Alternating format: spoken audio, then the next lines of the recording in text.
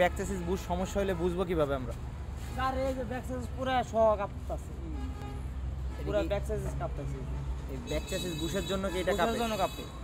Running এও কি সমস্যা বোঝা যায়? রানিং এ আপনার গাড়ি কাতরান দিব, মানে ব্রেক করলে কাতরান দেব বা মোটর ঘুরে গেলে কাতরান দিব। তো এটা হচ্ছে আমরা দেখবো ব্যাক চেসিস বুশ। তো ব্যাক চেসিসটা আমরা নামাই নিছি, তো আমরা এখন দেখাবো যে রোলার বেয়ারিং আর বেয়ারিং এর অবস্থাটা কি। ব্যাক চেসিস এবং বুশ দুইটাই দেখবো, দেখার পরে দেখবো যে কি সমস্যা। আগে আমরা খুলে নামাই। তো এটা হচ্ছে রোলার বেয়ারিং থাকে ব্যাক চেসিস বুশে। তো এই বেয়ারিংটা প্রত্যেকটা বেয়ারিং এখানে ভেঙে গেছে। এইটার বেয়ারিংটা মোটামুটি কয়েকটা পাইছি আমরা, আর এর বাদ বাকি বেয়ারিং সব ভেঙে গেছে। বুশটার অবস্থাও ভালো না, তো নতুন অবস্থায় থাকে। এটা হচ্ছে বেয়ারিং আর এটা হচ্ছে বুশ।